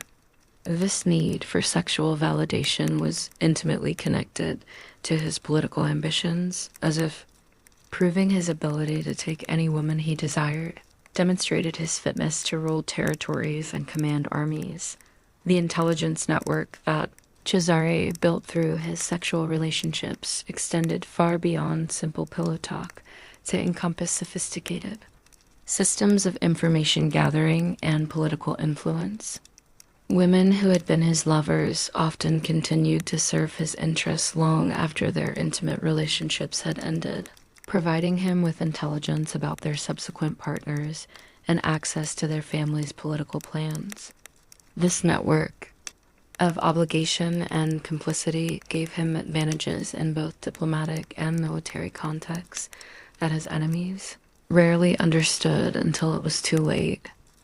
The military campaigns that established Cesare's reputation as a brilliant and ruthless commander began in 1499 with his invasion of the Romagna, a region of central Italy that had traditionally been under papal authority but had fallen under the control of various local strongmen. Using a combination of French military support, papal financial resources, and his own tactical genius, Cesare systematically conquered city after city, establishing himself as Duke of Romagna and demonstrating that papal bastards could create their own principalities through force of arms. Cesare's approach to warfare combined innovative military tactics with psychological warfare that terrorized his enemies into submission. He was among the first Italian commanders to make extensive use of artillery, cannons, and other modern weapons that made traditional fortifications obsolete. More importantly, he developed a reputation for spectacular cruelty toward those who opposed him, creating fear that often induced enemies to surrender without fighting, rather than risk the consequences of defeat. The siege of Imola in 1499 provided Cesare with his first opportunity to demonstrate the systematic brutality that would characterize his military career. When the city's defenders attempted to negotiate surrender terms, Cesare ordered the execution of their envoys as an example to others who might consider resistance. The subsequent sack of the city was conducted with a thoroughness that shocked even experienced soldiers, with particular attention paid to the rape and murder of women who had been associated with the previous rulers. The conquest of Forli in 1500 brought Cesare into conflict with Caterina Sforza, one of the most formidable women of Renaissance Italy, known as the Virago of Forsk for her military skills and political acumen. Caterina represented everything that Cesare found both attractive and threatening in women. Their confrontation became as much a sexual contest as a military one, with Cesare apparently as interested in conquering Caterina personally as in capturing her territories. The circumstances of Caterina Sforza's defeat and capture remain controversial, with some sources suggesting that she was taken through treachery rather than military superiority. What is certain is that Cesare kept her as a prisoner in Rome for an extended period, during which contemporary gossips claim that she became his mistress. Whether this relationship was consensual or the result of rape remains disputed, but it established a pattern of Cesare using sexual domination as a tool of political control over defeated enemies. The siege of Faenza in 1500 to 1501 demonstrated both Cesare's military capabilities and his capacity for sexual violence. The city's young ruler, Astori Manfredi, was widely considered one of the most beautiful men in Italy, and his resistance to Cesare's advances became entangled with his political opposition to Borgia expansion. When the city finally fell after a prolonged siege, Cesare took Astori as both a political prisoner and a sexual captive, allegedly subjecting him to repeated rape before eventually having him murdered and thrown into the Tiber. The treatment of Astori Manfredi reveals the extent to which Cesare had begun to view sexual dominance as inseparable from political control. Contemporary accounts suggest that he took particular pleasure in humiliating enemies through sexual violence, viewing such treatment as the ultimate demonstration of his power. This behavior was not merely sadistic, but served strategic purposes. By creating terror among potential opponents who understood that resistance to Cesare might result in not just death, but sexual degradation, the elimination of rivals through a combination of political necessity and sexual sadism became a characteristic feature of Cesare's rule. Contemporary chroniclers reported numerous cases of young men who disappeared after attracting Cesare's attention, with their bodies later found in rivers or discovered in remote locations. These murders served multiple purposes. They eliminated potential political opposition, they satisfied Cesare's sexual appetites, and they created an atmosphere of terror that discouraged further resistance to his authority.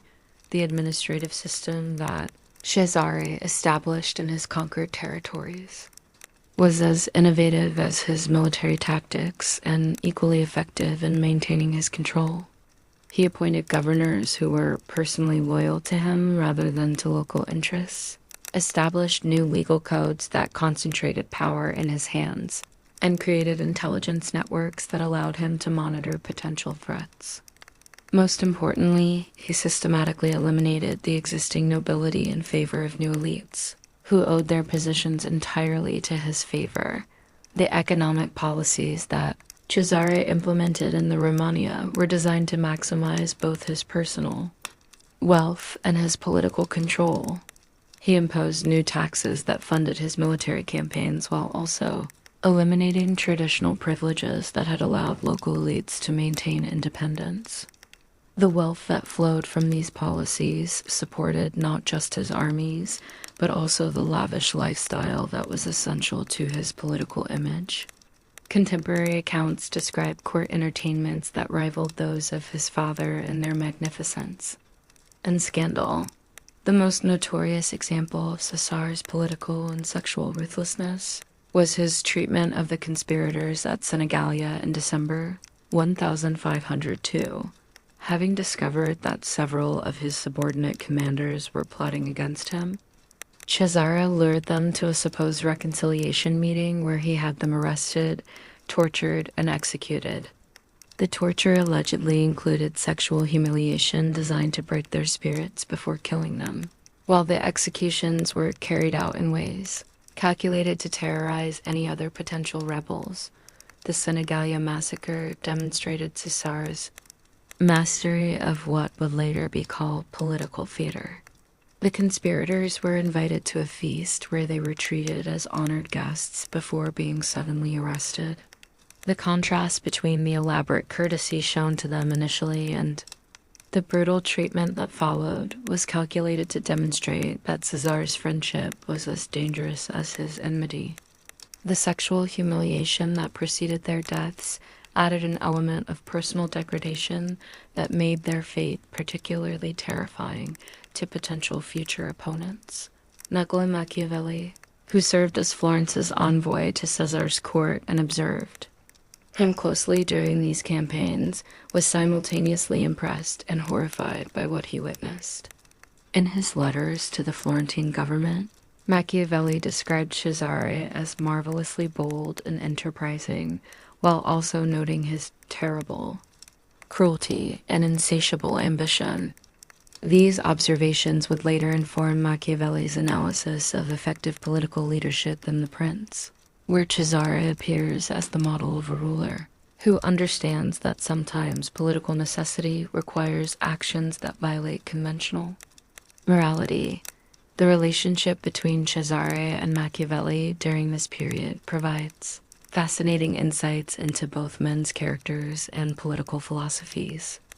Machiavelli was clearly fascinated by Cesare's combination of intellectual sophistication and brutal practicality, seeing in him a potential model for the kind of strong leadership that he believed Italy needed. At the same time, Machiavelli was disturbed by the sexual violence that seemed to be an integral part of Cesare's approach to power, questioning whether such methods were necessary for political effectiveness. The correspondence between Machiavelli and his superiors in Florence reveals the complex calculations that small Italian states had to make when dealing with Cesare. They were simultaneously attracted by his evident military genius and terrified by his reputation for cruelty. Machiavelli's dispatches show him attempting to understand Cesare's methods well enough to predict his behavior while also gathering intelligence that might help Florence survive in a world where such a dangerous figure had achieved such remarkable power. The relationship between Cesare and his father during these military campaigns reveals the complex dynamics that drove Borgia. Family policy.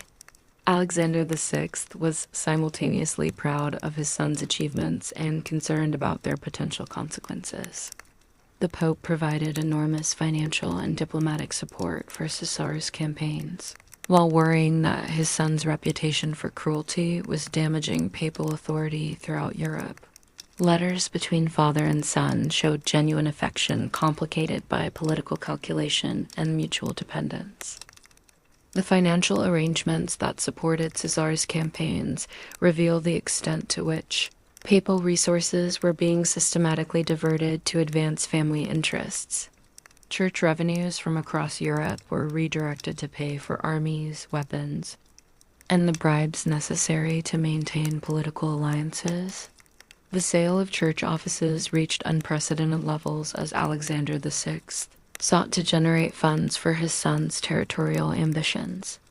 These financial pressures created enormous corruption throughout the church hierarchy and contributed to the widespread cynicism about papal authority that characterized the period. The sexual dimensions of Cesare's relationship with his father remain one of the most controversial aspects of Borgia history. Contemporary gossips whispered about incestuous relationships within the family, while hostile chroniclers suggested that father and son competed for the same women. While these allegations were almost certainly exaggerated by enemies seeking to discredit the family, the unusually close relationship between Alexander VI and Cesare, combined with their shared disregard for conventional sexual morality, provided perfect material for scandalous speculation. The allegations of incest within the Borgia family seem to have originated partly from the unusually intimate relationships among family members and partly from the propaganda efforts of their enemies. The fact that Cesare and Alexander VI sometimes shared mistresses, that family business was conducted in settings where sexual entertainment was common, and that conventional boundaries between public and private life had been completely abandoned, created an atmosphere where the most extreme accusations seemed plausible to hostile observers. Cesare's treatment of women reveals the complex intersection of sexuality and power in Renaissance politics. While he was capable of genuine affection, as demonstrated by his relationship with Charlotte d'Albret, he more typically viewed women as objects to be acquired, used, and discarded as political circumstances required. His seductions often involved threats or violence, and women who rejected his advances sometimes disappeared under mysterious circumstances. The systematic nature of Cesare's sexual violence extended beyond individual encounters to encompass broader patterns of behavior that revealed important aspects of his character and political methods. He seemed to view the ability to take any woman he desired as proof of his fitness to rule, while sexual conquest served as both personal gratification and political demonstration. This integration of sexuality with power politics was characteristic of his entire approach to leadership and helps explain both his remarkable success and his ultimate failure.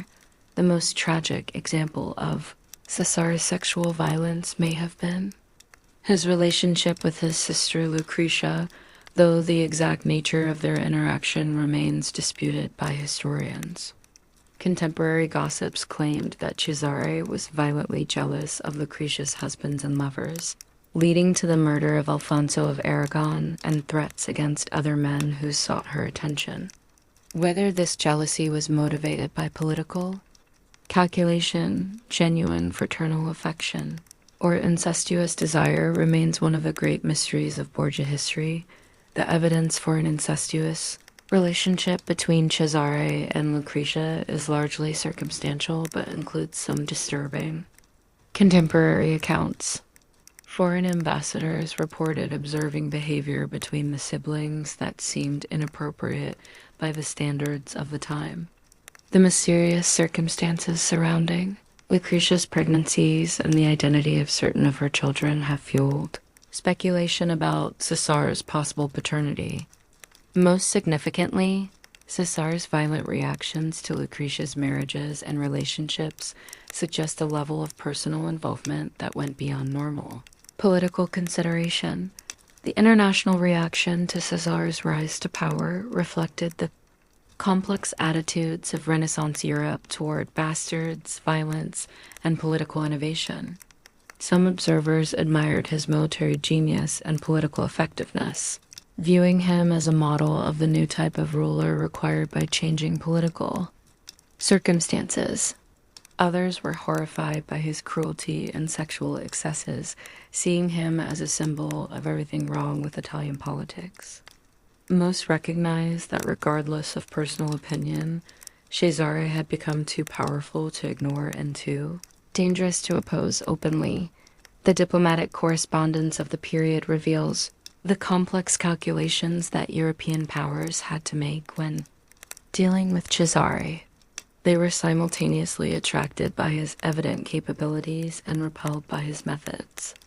The French maintained their alliance with him as long as it served their interests in Italy, while other powers sought to contain his expansion without provoking his legendary retaliation. This diplomatic isolation would prove crucial to his eventual downfall when papal protection was no longer available. As 1503 dawned and Alexander VI entered the final year of his life, Cesare had achieved a remarkable transformation from reluctant cardinal to feared military commander. He controlled more territory than any papal relative in history, commanded armies that could challenge the great powers of Europe, and had established himself as one of the most formidable figures in Italian politics.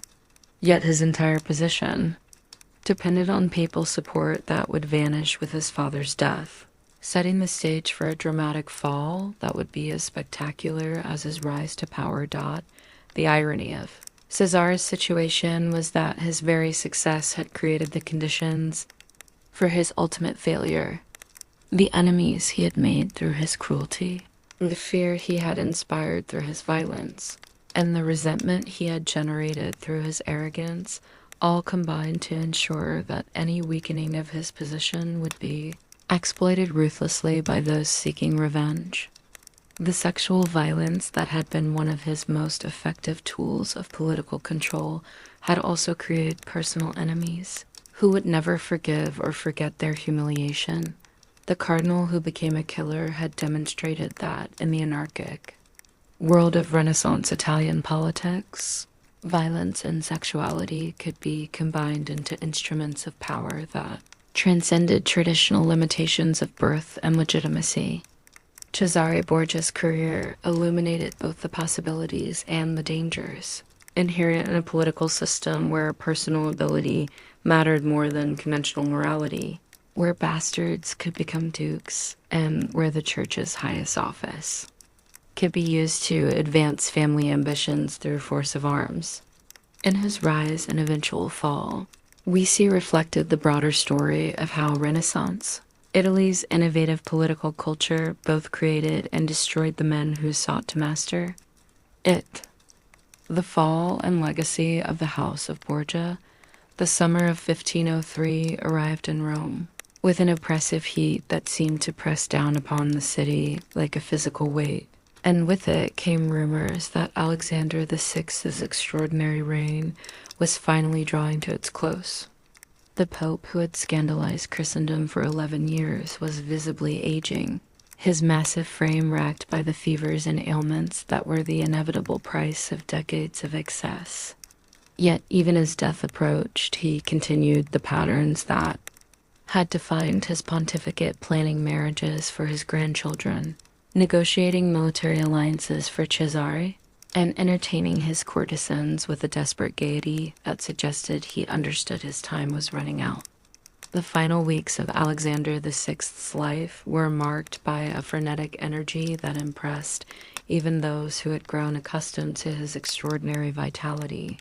He presided over elaborate banquets where the entertainment grew ever more explicitly sexual, as if he were attempting to compress a lifetime of pleasure into his remaining days. Foreign ambassadors reported that the papal apartments had become scenes of almost constant revelry, with the aging pontiff seemingly determined to experience every possible form of gratification before death claimed him.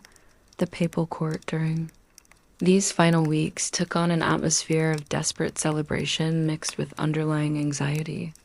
Everyone understood that Alexander VI's death would trigger a fundamental transformation of the political landscape, ending the Borgia ascendancy and potentially bringing terrible retribution to those who had served the family's interests.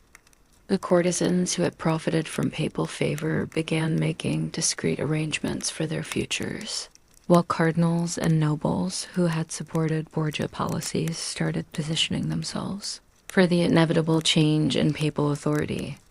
The most poignant aspect of these final days was the relationship between Alexander VI and his beloved daughter Lucrezia, who had recently given birth to another child and was residing in Ferrara under the protection of her third husband.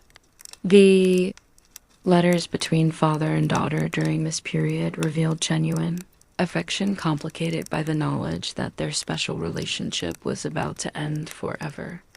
Alexander's final letter to Lucrezia, written just days before his death, combines paternal love with political advice, urging her to be strong in the trials that lay ahead. Cesare's behavior during his father's final illness revealed both his genuine grief and his calculating nature. While clearly distraught by the prospect of losing the man who had been both father and political patron, he also spent considerable time securing his position for the succession struggle that would inevitably follow papal death. He moved loyal troops closer to Rome, secured key fortifications, and attempted to negotiate with potential allies who might support his continued authority after papal protection was withdrawn. The circumstances of Alexander VI's death on August 18, 1503, immediately became the subject of intense speculation and conspiracy theories that persist to this day. Official accounts attributed his demise to malaria contracted during the unhealthy Roman summer, but rumors immediately began circulating that he had been poisoned, either by enemies seeking revenge or by his own son Cesare, who allegedly had grown impatient with sharing power. The most dramatic version claimed that father and son had accidentally consumed poison intended for a rival cardinal, with Alexander dying while Cesare survived due to his stronger constitution. The poison theories were given credibility by the Borgia family's well-known association with toxic substances and their reputation for eliminating enemies through carefully administered doses of arsenic or other lethal compounds. The mysterious substance known as cantarella, supposedly developed by the Borgias specifically for political murders, had become legendary throughout Italy as the perfect weapon for those who needed to eliminate rivals without leaving obvious evidence of foul play. Modern historians generally accept that Alexander VI died of natural causes, probably malaria complicated by the various ailments that affected men of his age and lifestyle. However, the persistence of poison theories reflects both the reputation the Borgias had acquired for eliminating enemies through toxic means and the widespread belief that such a scandalous life could only end through equally dramatic circumstances. The gap between the historical reality and popular perception of Alexander VI illustrates how completely the family had become associated with every form of corruption and violence. The immediate aftermath of Alexander VI's death revealed the extent to which Borgia power had depended on papal authority rather than independent political strength. Within hours of the Pope's demise, rebellions broke out throughout the Papal States as local strongmen attempted to reclaim territories that Cesare had conquered. The armies that had seemed so formidable under papal leadership began to melt away, as soldiers and officers calculated that their chances were better with other employers than with a commander who had lost his primary source of financial and political support. The papal conclave that gathered to elect Alexander VI's successor faced the unprecedented challenge of choosing a new pope, while Cesare Borgia's armies controlled much of central Italy, and his supporters held key positions throughout the church hierarchy. Cesare himself, weakened by illness but still formidable, attempted to influence the election through a combination of bribes, threats, and political maneuvering.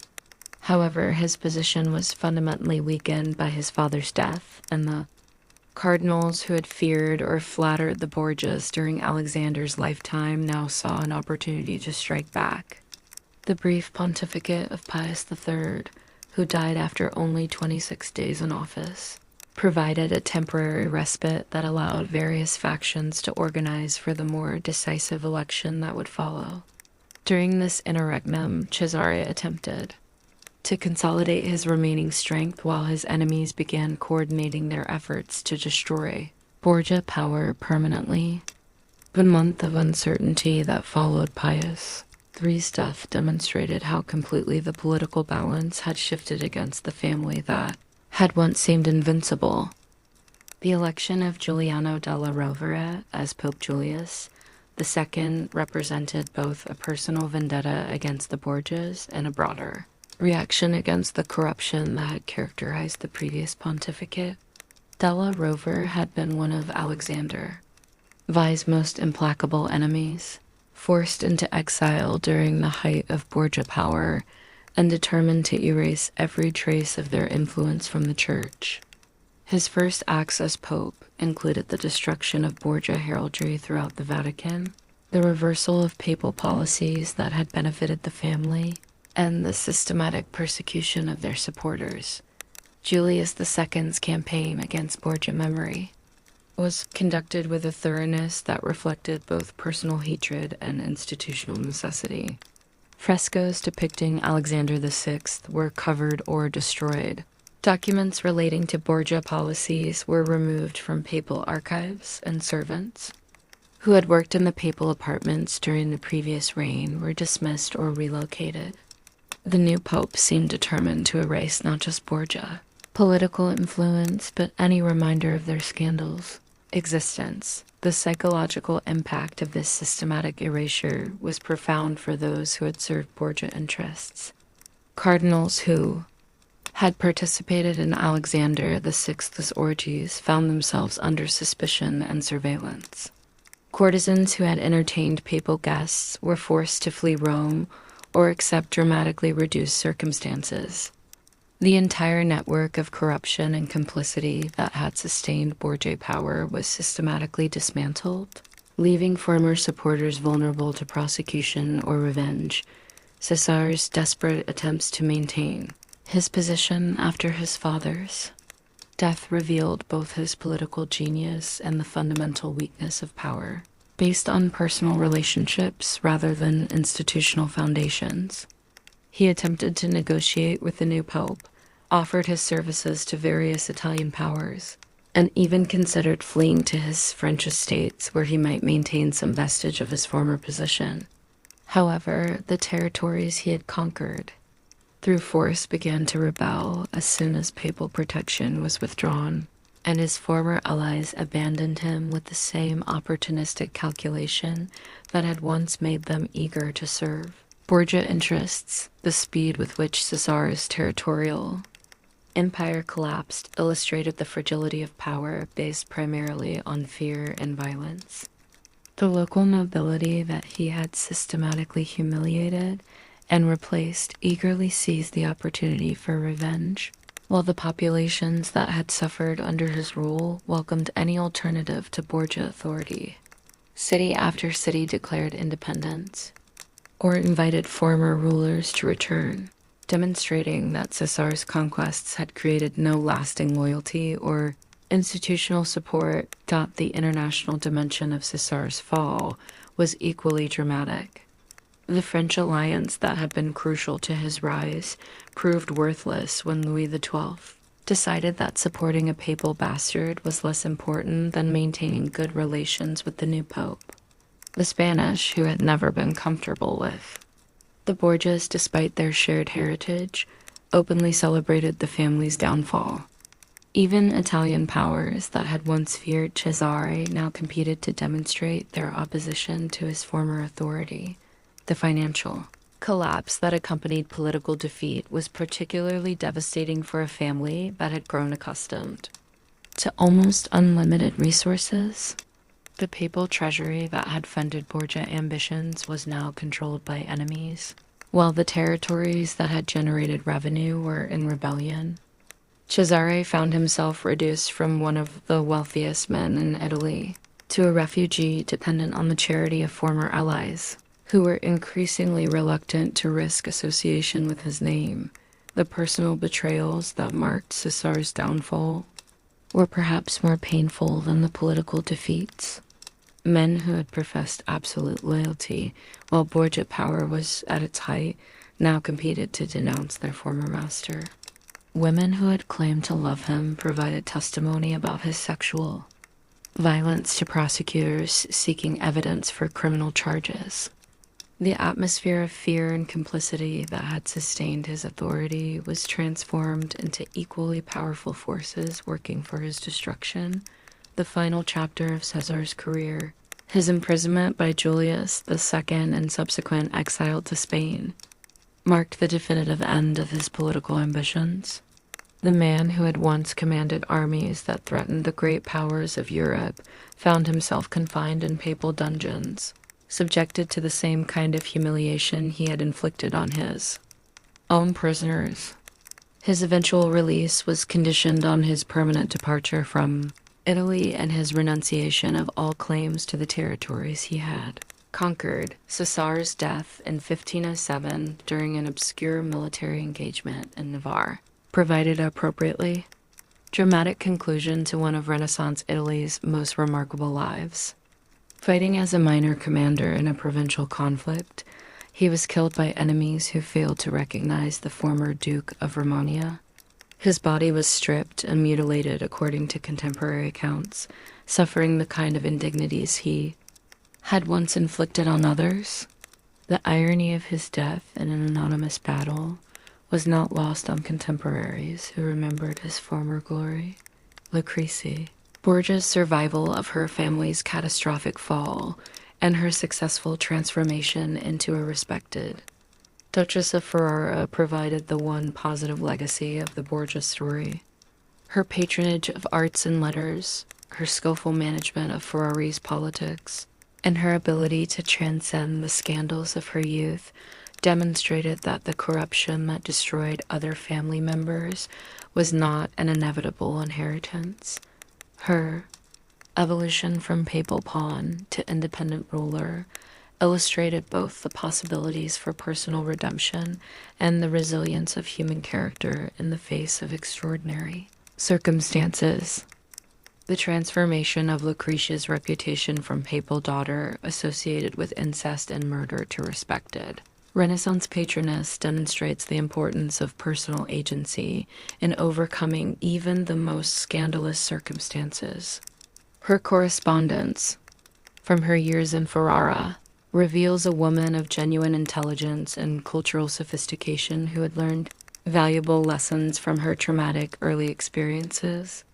Her salon became a center of Renaissance learning, attracting poets, scholars, and artists who found in her both generous patronage and intelligent appreciation of their work. The historical assessment of the Borgias has evolved significantly since their own time, reflecting changing attitudes toward sexuality, power, and political morality. Renaissance chroniclers, writing during or shortly after Borgia rule, tended to accept even the most lurid allegations about family corruption without critical analysis. Protestant reformers of the 16th century used the Borgias as perfect examples of Catholic corruption, while Catholic historians of the Counter-Reformation period sometimes attempted to minimize or excuse their behavior as exceptional rather than representative. The development of more sophisticated historical methods in the 19th and 20th centuries led to significant revisions in scholarly understanding of the Borgia legacy. Historians began to distinguish between contemporary evidence and later propaganda, to examine the political context that shaped allegations against the family, and to compare Borgia behavior with that of other Renaissance rulers. This research revealed that while the family was indeed guilty of unprecedented corruption, many of the most sensational stories about them were either exaggerated or entirely fabricated by hostile sources. Modern scholarship has attempted to separate historical fact from propaganda and legend in evaluating the Borgia legacy. While this research has disproven some of the most extreme allegations, particularly the claims of systematic poisoning and incest, it has confirmed that the family was indeed guilty of unprecedented corruption and the systematic abuse of papal authority for personal gain. The documented evidence is sufficient to justify their reputation, even without accepting every scandalous rumor that surrounded their name.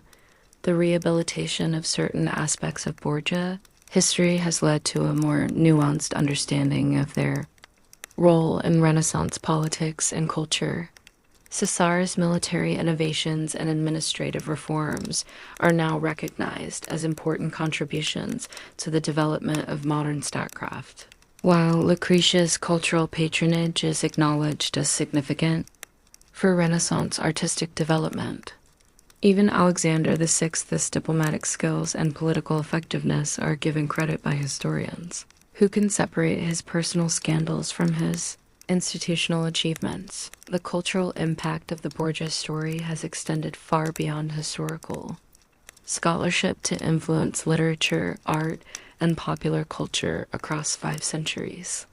They have appeared as characters in works by writers ranging from Victor Hugo to Alexandre Dumas, provided inspiration for operas and paintings, and become symbols of corruption and decadence that transcend their specific historical context.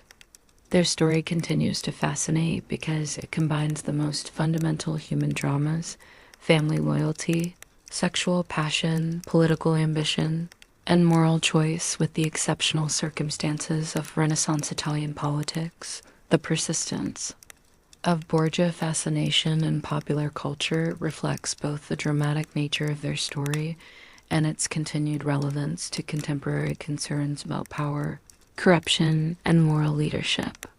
Films, television series, and novels about the family consistently find audiences eager to explore the intersection of sexuality and politics, the corrupting effects of absolute power, and the complex relationships between personal morality and public effectiveness. The Borgias have become archetypal figures representing both the possibilities and dangers of unchecked ambition, the lessons that the Borgia story offers about power, corruption, and human nature remain relevant to contemporary political analysis. Their career demonstrated how quickly institutional authority could be corrupted when personal interest was allowed to override public responsibility. The systematic abuse of papal power for family advantage illustrated the dangers inherent in any system that concentrated excessive authority in individuals rather than institutions. Most importantly, their eventual downfall showed that power based primarily on fear and self-interest was ultimately unsustainable. The Borgia example has been studied by political scientists, Interested in understanding how democratic institutions can be protected from the kind of corruption that destroyed papal authority in the Renaissance. Their story illustrates the importance of checks and balances, the dangers of nepotism, and the necessity of maintaining clear boundaries between public and private interests. These lessons remain relevant in any political system where individual leaders have the potential to abuse their authority for personal gain. The religious implications of the Borgia pontificate extended far beyond their own period to influence the development of both Catholic and Protestant Christianity.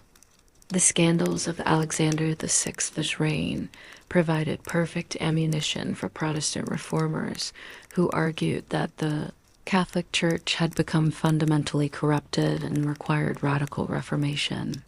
The Counter-Reformation's emphasis on clerical celibacy, papal dignity, and institutional reform was partly a response to the damage done to church authority by Borgia behavior.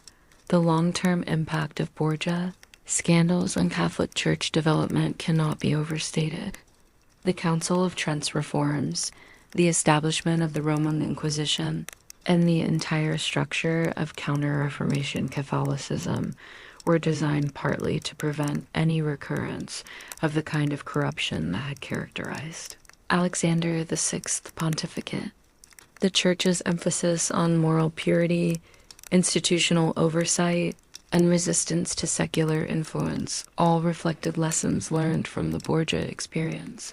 Perhaps most significantly, the Borgia story illustrates the complex relationship between private morality and public effectiveness that continues to challenge political leaders today.